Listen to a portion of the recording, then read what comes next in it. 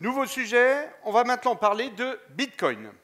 On va vous montrer en W langage comment consulter le solde d'un portefeuille Bitcoin ou comment effectuer un virement en Bitcoin. Après, on verra plus en profondeur le principe de la blockchain avec un petit traitement étonnant.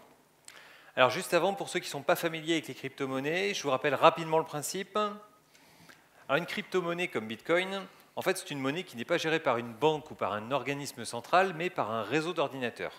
Chaque membre du réseau possède une copie de la base Bitcoin. C'est ce qu'on appelle la blockchain.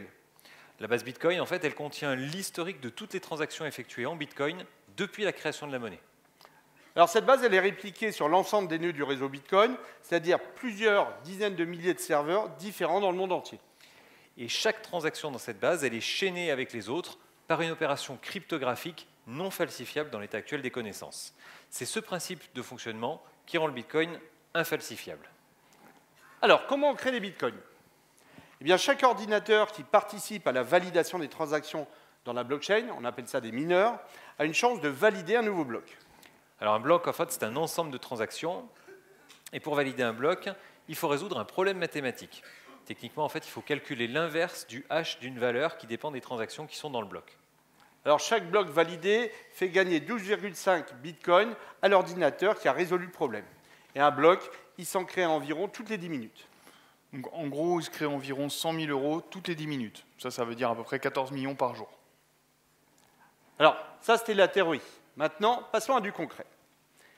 Donc ici, j'ai un projet en W langage pour faire des opérations sur la blockchain. Hop, On le charge. Je vais l'ouvrir.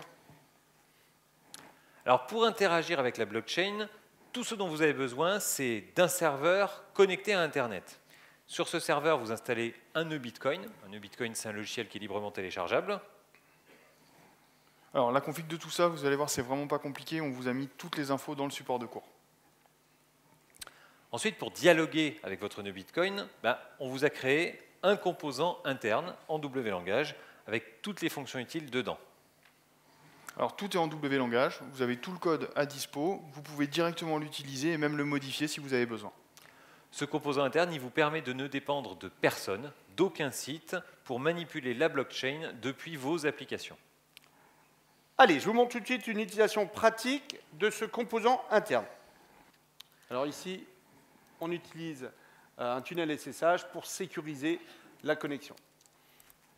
Alors, donc, on exécute notre projet. Alors, cette fenêtre, elle me permet de faire un virement en Bitcoin. Donc, je l'utilise pour régler des factures de fournisseurs. Je sélectionne la facture à régler.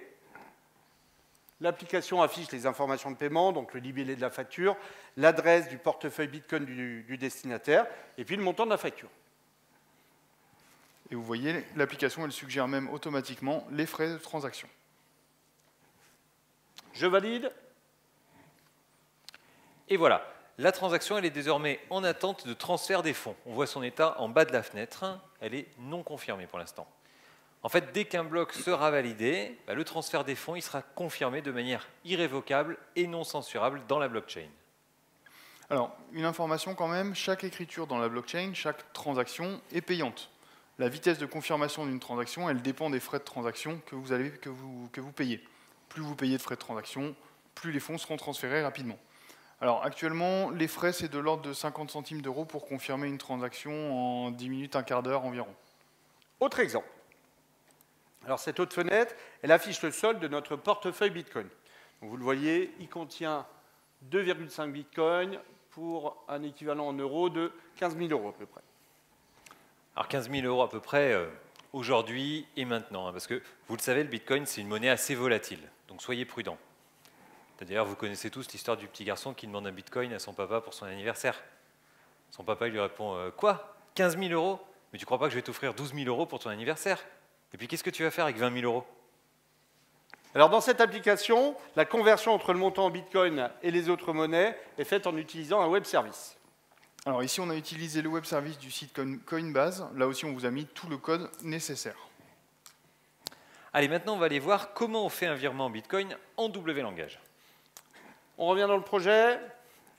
Alors ici, on a simplement utilisé la fonction BTC SendToAddress. Donc c'est une fonction du composant interne qu'on vous livre. Alors si vous êtes curieux, cette fonction, elle fait quoi? En fait, cette fonction, elle fait un appel au nœud Bitcoin en utilisant le protocole JSON-RPC. Alors, le protocole JSON-RPC, ici, nous, on l'a implémenté entièrement en W langage en utilisant le type HTTP requête. Allez, on réexécute. On va changer ici de fenêtre pour vous montrer une troisième utilisation de la blockchain. Alors celle-là, elle est détachée de l'aspect financier. On est plus dans l'utilisation technique d'une blockchain. Vous avez tous compris que ce qui est écrit dans une blockchain l'est de façon irrévocable. On peut donc utiliser une blockchain pour écrire une preuve d'opération. Alors dans cet exemple, on va utiliser la blockchain Bitcoin, non pas pour une transaction financière, mais pour inscrire une information indélébile. Alors dans les transactions, en fait, il y a une zone de stockage qui permet d'ajouter une information quelconque en plus des données financières. Alors attention parce que allez pas raconter votre vie, hein, c'est pas gratuit. Ça coûte environ 1 millibitcoin par kilo-octet, donc actuellement environ 6 € par kilo-octet. Allez, passons à la pratique. Qui veut passer à la postérité? Monsieur, tiens, vous voulez bien me donner votre prénom, s'il vous plaît? Christophe. Christophe, merci. Marc, est-ce que tu peux inscrire dans la blockchain Christophe était au Windev Tech Tour à Paris? Merci. Attends, je vérifie juste que j'ai pas fait de faute parce que...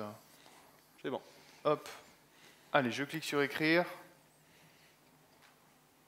Et voilà donc l'identifiant de la transaction. Donc c'est fait. Le texte a été écrit dans la blockchain. Je vais juste le sauvegarder dans un petit document texte, comme ça je vous l'enverrai ce soir par email. Hop. Donc voilà, ici encore, avec notre composant interne, on a inscrit de façon indélébile une information dans la blockchain Bitcoin. Alors, cette information, bien sûr, on peut la relire en utilisant le code du composant interne. Vous pouvez aussi la consulter sur des sites spécialisés. Ces sites ils permettent de suivre les transactions dans la blockchain. Ce soir, donc, vous recevrez un email contenant un lien vers cette transaction. Donc, ce lien il vous permettra d'aller lire et relire la transaction qu'on vient d'ajouter ensemble jusqu'à la fin des temps ou ceux du Bitcoin. Voilà, la blockchain, c'est un sujet majeur aujourd'hui qui va bien au-delà de son aspect purement financier et spéculatif. En fait, c'est une véritable révolution technologique qui ouvre la porte à de nombreuses innovations dans tous les domaines d'activité. L'assurance, l'expertise, la propriété, les ventes. Et comme toujours avec Windev, eh bien vous êtes prêts. Prêts pour exploiter ces innovations dans vos applications, vos sites et vos applications mobiles. La suite, c'est à vous de l'imaginer.